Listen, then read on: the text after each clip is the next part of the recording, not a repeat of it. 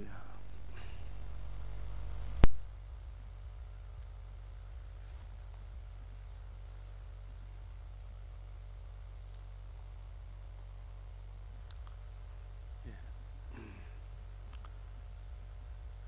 오늘은 히브리서 9장 마지막 시간입니다. 13절 14절은 어제도 함께 나누었지만 이 말씀을 다시 한번 더 같이 읽어보겠습니다. 염소와 황소의 피와 및 암송아지의 죄를 부정한 자에게 뿌려 그 육체를 정결하게 하며 거룩하게 하거든 하물며 영원하신 성령으로 말미암아 흠없는 자기를 하나님께 드린 그리스도의 피가 어찌 너희 양심을 죽은 행실에서 깨끗하게 하고 살아계신 하나님을 섬기게 하지 못하겠느냐. 우리가 이 말씀을 통해서 이제 세 가지를 나눴는데요. 여러분들이 다시 기억하시길 바랍니다. 첫 번째는 하물며의 은혜를 나누자. 염소와 황소의 피가 부정한 자에게 뿌려져서 그들을 정결하게 하였거든. 하물며 하나님의 아들의 피가 너희를 깨끗하게 하지 못하겠느냐 라고 말씀하고 있어요. 하물며의 은혜를 누리라.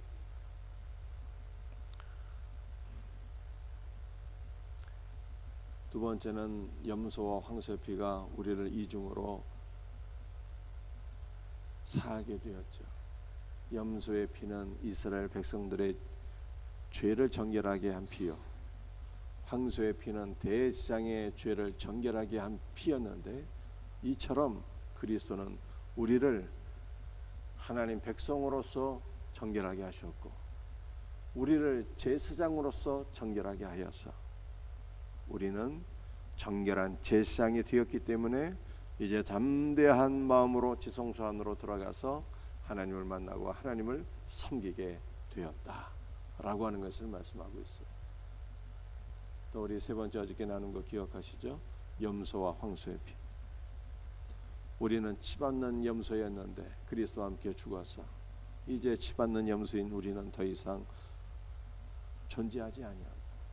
염소로서의 우리는 십자가에서 종결되었고, 황소는 충성과 신실과 순종을 의미하는데 우리 예수님께서 가장 충성이요 아멘이요 신실하신 분이신데,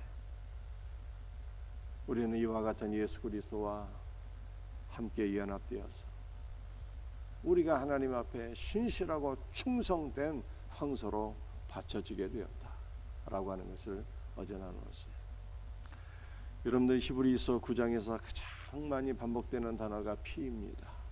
그러므로 오늘 우리가 13절 14절을 통해서 몇 가지를 좀 더 나누기를 원하는데요. 우리가 피를 늘 주목하는 자가 되어야 된다는 거예요.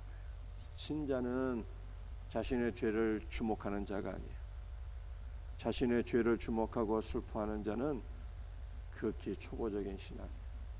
신자는 주 예수 그리스도의 피를 주목하고 그 피의 공로를 누리며 피 안에서 기뻐하며 하나님께 영광을 돌리는 자가 되어야 하는 것입니다.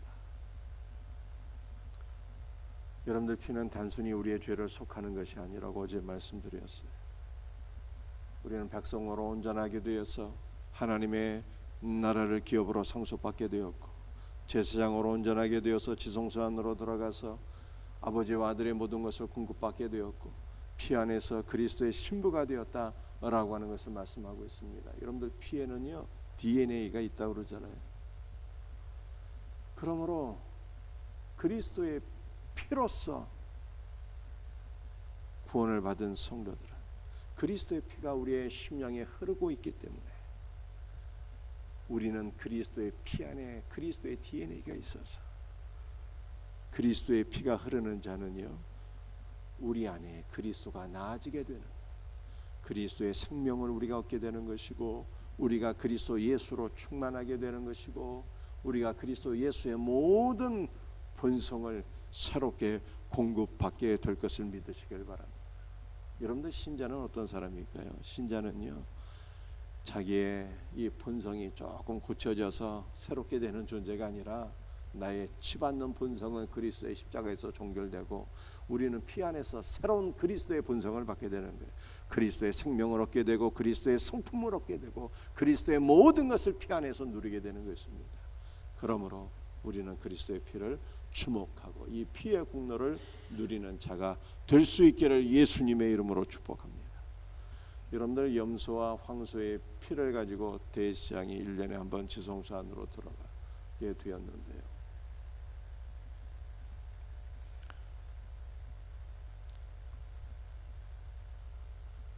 이 대속죄에 관계된 것들을 몇 가지 좀 더 살펴볼 수 있기를 원합니다. 이스라엘 백성들은 여호와라고 하는 이름을 부를 수가 없었어요. 신성 사문자로 되죠. 여호와. 히브리 알파벳 요드해 바브해 신성 사문자라고 해요. 여호와라고 하는 단어가 히브리어 자음 4개로 이루어져 있어요. 부를 수가 없어요. 필사자들도 신성 사문자 여호와라고 하는 단어 요드해 바브해가 나오면 기록할 수가 없고 목욕을 재개하고 붓을 빨고 다시 이 신성 사문자를 기록했다고 합니다. 그런데 저와 여러분에게는 어떠한 은혜가 임하게 된 것입니까? 저와 여러분에게는요 매일이 대속죄예요. 하물매의 은혜를 우리는 날마다 누리게 되는 거예요. 흠없는 하나님의 아들의 피가 어찌 너희를 죽은 행실에서 깨끗하게 하지 못하겠느냐 라고 말씀하고 있잖아요. 그리스도의 피의 공로를 우리는 날마다 누리기 때문에 예수 믿는 신자에게는 날마다가 대속죄예요. 여러분들 구약시대 때는요 그 어떤 사람도 여호와의 이름을 부를 수가 없었는데 딱 하루는 여호와의 이름을 부를 수가 있었어요. 그날이 바로 대속죄일이에요. 대속죄일 하루에는 여호와의 이름을 부를 수 있는 은혜가 주어지게 되었는데 신약에 사는 성도들에게는 하물며의 은혜를 날마다 누리게 되니 그리스도에게는 날마다가 대속죄일인 거예요. 그러므로 우리는 날마다 주님을 부를 수가 있는 거예요. 구약의 신성사문자 요도의 바브에 여호와라고 하는 단어가 헬라어로는 큐리오스 주님이잖아요. 주 예수님. 그러므로 우리는 주 예수의 이름을 날마다 부르며 살게 되는 놀라운 은혜를 받게 되는 것입니다. 누구든지 주의 이름을 부르는 자는 구원을 받으리라 말씀하십니다. 우리는 주 예수의 이름을 부르며 그 이름의 놀라운 능력을 누리며 살기를 예수님의 이름으로 축복합니다. 주 예수의 이름을 부르는 자는 구원을, 주 예수의 이름을 부르는 자는 지성소 안으로 들어가고, 주 예수의 이름을 부르는 자는 그 이름 안에서 살아계신 하나님을 만나게 되는 것입니다. 이 놀라운 은혜가 날마다 우리 모두에게 경험되어지기를 예수님의 이름으로 축복합니다. 여러분들 대제사장이 대속죄일의 지성소에서 나올 때는요 옷을 갈아입게 돼요. 지성소 안으로 들어갈 때는 희고 깨끗한 세마포 옷을 입게 되는데 이것은 그리스도 안에서 정결하게 된 자만 지성소의 은혜를 누리게 된다는 뜻이죠. 흰 세마포 옷을 입고 지성소 안으로 들어가는데 나올 때는 다시 영광의 옷을 입게 되는 거예요. 제사장의 의복을 언젠가 보여드린 기억이 나는데요. 제사장은 평상시에는 영광의 옷을 입고 있어요. 가슴에 이 에봇을 입게 되는데 이 에봇만 해도 얼마나 영광스러운 옷입니까? 가슴에 12개의 보석이 달려 있어요. 어깨 견장에도 2개의 보석이 달려 있어요. 영광의 옷을 입게 되는 거예요. 이것은 그리스도의 피로서 정결하게 된 자는 그리스도의 영광에 동참하게 된다라고 하는 것을 보여주고 있는 것입니다. 우리는 그리스도 안에서 죄 사함을 받았기 때문에 우리 예수님 다시 오시는 그날에 그리스도의 영광에 동참하게 돼요. 그러므로 바울이 얘기합니다. 장차 다가올 영광이 있기 때문에 현재 당하는 모든 고난은 우리가 기쁨으로 감당하게 돼요. 장차 다가올 그리스도의 영광에 동참하게 될 것을 믿으며 이 소망으로 우리에게 고난이 있을지라도 기쁨으로 감당하고 이기고 극복할 수 있는 복된 성도들이 될 수 있기를 예수님의 이름으로 축복합니다. 여러분들 대속죄일에 대스양이 성소에서 나오게 될 때는요, 자신과 백성들을 위해서 양을 하나님 앞에 번제로 드려서, 번제는 모든 것을 불태워 드리는 제사 아닙니까? 그래서 온전한 선물의 제사라고 그래요. 선물. 이것은 저와 여러분이 그리스도 예수 안에서 하나님 앞에 황소로 드려졌을 뿐만 아니라 하나님 앞에 온전한 선물로 그리스도 안에서 우리가 하나님 앞에 드려졌고, 하나님께서 저와 여러분을 그리스도 예수 안에서 온전한 선물로 받으셨다라고 하는 것을 의미하는 거예요. 사랑하는 성도들이요, 저와 여러분은 하나님께 언제나 기쁨의 선물이에요. 하나님께서 저와 여러분을 바라보시면서 온전한 기쁨으로 저와 여러분을 받으실 것을 믿으시기를 바랍니다. 히브리서 9장 15절 말씀 함께 같이 읽습니다. 이로 말미암아 그는 새 언약의 중보자시니 이는 첫 언약 때의 범한 죄에서 속량하려고 죽으사 부르심을 입은 자로 하여금 영원한 기업의 약속을 얻게 하려 하십니다. 그는이 누구입니까? 예수님은 새 언약의 중보자이시니, 여러분들 옛 언약의 중보자는 누구입니까? 모세잖아요. 모세는 불완전한 연약한 인간이었는데 하나님께로부터 옛 언약 구약 율법의 말씀을 받아서 이스라엘 백성들에게 전해준 옛 언약의 중보자였어요. 반면에 예수님은요, 그는 완전하신 하나님이신데 새 언약의 중보자가 되셨어요. 새 언약을 우리에게 주셨을 뿐만 아니라 그분 자신이 새 언약이에요. 새 언약.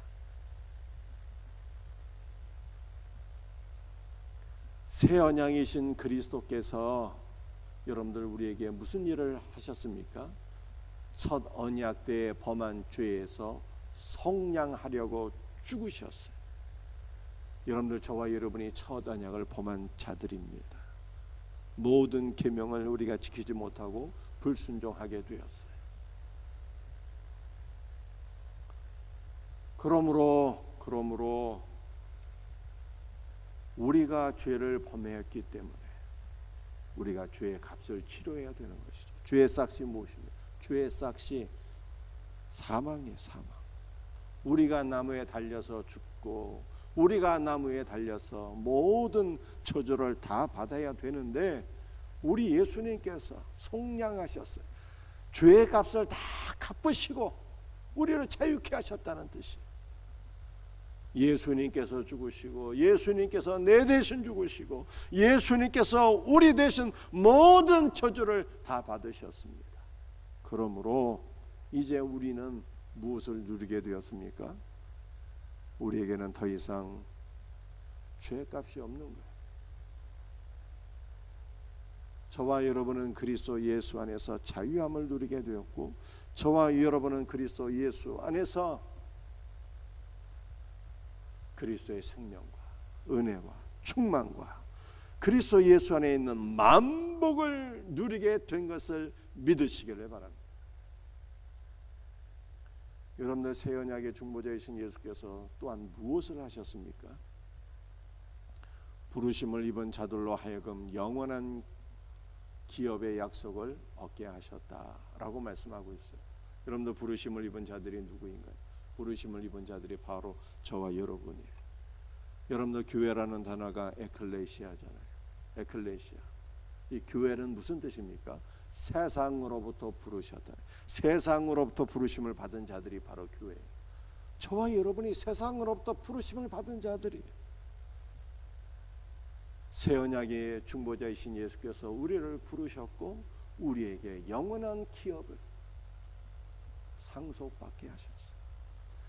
여러분들, 아브라함이 장가를 가서 아들을 낳게 되었는데요, 이스마엘과 이삭을 낳게 되었습니다. 그런데 이삭은 약속을 따라서 성령을 따라서 태어난 아들이었고요, 이스마엘은 그렇지 못하니 이스라엘은 육신으로 육적인 관계를 통해서 태어난 아들이었어요. 그런데 누가 아버지의 기업을 상속받게 됩니까?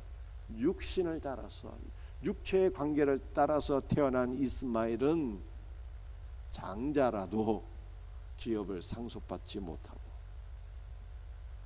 약속을 따라서, 성령을 따라서 태어난 이삭이 아버지의 기업을 상속받게 되는 거예요. 여러분들, 이것은 무엇을 의미하는 것입니까? 아브라함의 육신적인 후손이 영원한 기업을 상속받지 못한다는 거예요. 육신적인 후손 이스라엘이 그리스도 안에서 영원한 기업을 상속받지 못한다라고 하는 것입니다. 영원한 기업, 영원하신 하나님의 나라, 거룩한 새 예루살렘은 누가 상속받게 되는 것입니까? 그리스도 안에서 부르심을 받은 성도, 언약의 자손들, 성령으로 태어난, 성령으로 거듭난 자들, 곧 저와 여러분이 영원한 기업을 상속받게 된다. 이것을 바로 새 언약의 증보자이신 예수께서 이 놀라운 은혜를 우리에게 베풀어 주신다 라고 하는 것을 말씀하고 있는 것입니다. 새 언약의 증보자이신 그리스도께서 우리를 위해서 행하신 일이다. 죽으심으로 우리를 속량하시고 우리에게 영원한 기업을 상속받게 하신 이 놀라운 은혜를 묵상하며 이 놀라운 은혜를 소망하며 살아가기를, 누리며 살아가기를 예수님의 이름으로 축복합니다. 오늘 마지막 말씀이요, 히브리서 9장 28절 함께 말씀을 같이 읽도록 합니다. 이와 같이 그리스도도 많은 사람의 죄를 담당하시려고 단번에 들이심 받으셨고 구원에 이르게 하기 위하여 죄와 상관없이 자기를 바라는 자들에게 두 번째 나타나시리라. 여러분도 오늘 히브리서 9장 28절을 두 가지 단어를 통해서 묵상할 수 있기를 바랍니다. 첫 번째는 단번에야, 단번에. 구약시대 매일 드리는 제사는요, 불완전해서 날마다 반복이 되었어요. 제사를 드리는 제사장도 연약한 사람이었고 불완전한 사람이었고 드려지는 제물도 완전한 것이 아니어서 매일 같은 속죄제가 반복되었어요. 구약시대의 대제사장도 불완전한 존재였어. 해마다 대속죄일이 반복되었어. 해마다. 그러나 우리 예수님은 완전하신 하나님, 완전하신 하나님. 그가 드린 제물도 완전한 것이었어. 자신의 몸을 하나님께 제물로 드리셨어. 제사 드리는 대제사장이신 예수님도 완전하셨고 그가 드린 제물도 완전한 제물이어서 그는 단번에 단 한 번에 우리의 모든 죄를 영원히 속죄하신 것을 믿으시길 바랍니다. 우리의 과거와 현재와 모든 미래의 죄까지, 구약의 성도들과 신약의 성도들과 앞으로 태어날 우리의 모든 후손들까지 단번에 예수님께서 영원하고 완전한 속죄 제물이 되어서 그의 피가 단번에 우리를 사하신 것을 믿으시길 바랍니다. 단번에 은혜를 누리셔야 돼요. 두 번째 우리가 묵상해야 될 단어는요,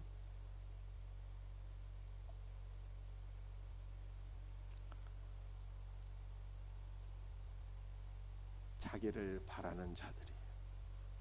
우리 예수님은 초림 때는 우리의 죄를 담당하시려고 속죄 제물이 되셔서 단번에 자기를 드리심으로 우리를 한 번에 영원히 온전하게 하셨어요. 그런데 예수님께서 재림하셔요. 재림하시는 목적이 무엇입니까? 재림하시는 목적. 재림은 다시 십자가를 지시기 위하여 오시는 것이 아니에요. 다시 희생제물이 되기 위해서 오시는 것이 아닙니다. 예수님의 재림은 죄와는 상관없이 오시는 거예요. 죄와는 상관없이. 공동번역이 이렇게 번역하고 있어요. 다시 나타나실 때에는 인간의 죄 때문에 희생 제물이 되시는 일이 없이 다시 십자가에 달리기 위해서 오시는 것이 아니라는 거예요. 예수님이 다시 오시는 이유는 무엇입니까? 당신을 갈망하고 있는 사람들에게 구원을 가져다 주실 것이다. 당신을 갈망하는 자들에게, 곧 성도들이죠. 성도들에게 구원의 완성을 가져다 주기 위하여 오시는 거예요. 우리는 예수 안에서 이미 구원을 받았지만 구원의 완성은 예수님 재림을 통해서 이루어지는 것입니다. 그래서 우리에게 구원의 완성을 주시기 위해서 오신대요. 그런데 여기서 우리가 두 번째 기억해야 될 것이 무엇이냐? 예수님이 두 번째 다시 오시는데 누구를 위해서 오시는 거예요? 자기를 바라는 자들이에요. 공동 번역에 의하면 당신을 갈망하는 자들이에요. 성도는 어떠한 자입니까? 성도는 세상을 바라보고 세상을 갈망하는 자가 아닌 거예요. 성도는 진실로 주 예수를 바라보고 주 예수를 갈망하는 자가 성도인 것입니다. 그러므로 이 말씀을 묵상하며 기도하세요. 주여, 내가 나의 죄를 바라보고 세상을 갈망하는 자가 되지 말게 하시고 오직 주 예수를 바라보고 주 예수를 갈망하는 자가 되게 하옵소서. 주 예수를 갈망하는 자들에게 주님께서 임재하시고 주님께서 다시 오시고 우리의 구원을 반드시 완성시켜 주실 것을 믿으시길 바랍니다. 초대교회 성도들은 날마다 기도했는데 마라나타라고 기도했어요. 아멘. 주 예수여 오시옵소서. 초대교회 성도들의 이러한 기도는 그리스도의 재림을 갈망하는 기도였지만 동시에 날마다 그리스도의 영적 임재를 사모하는 기도였어요. 그러므로 우리도 그리스도를 바라보며 갈망해야 돼요. 주여 어서 오시옵소서. 지금 이 순간 나에게 임재하셔서 나의 모든 문제로부터 나를 구원하시고 새롭게 하소서. 주여 어서 오시옵소서. 그리스도의 재림을 바라보고 갈망하는 우리 성도들 진실로 될 수 있기를 예수님의 이름으로 축복합니다. 기도하시겠어요? 주여, 오늘 시간에 주 예수를 바라며 주 예수를 갈망하나이다. 세상을 갈망하는 자 한 명도 없게 하시고 주 예수를 갈망하게 하소서. 그리스도의 피의 공로를 바라보며 주목하며 그 피의 공로를 누리며 사는 자가 될 수 있기를 간절히 기도합니다. 오늘도 주 예수의 이름을 부르는 자마다 그리스도 예수와 연합되게 하시고 그리스도 예수로 충만하며 새롭게 늘 승리하며 살아가게 하여 주시옵소서. 모든 것을 감사하며 예수님의 이름 받들어 간절히 기도드리옵나이다.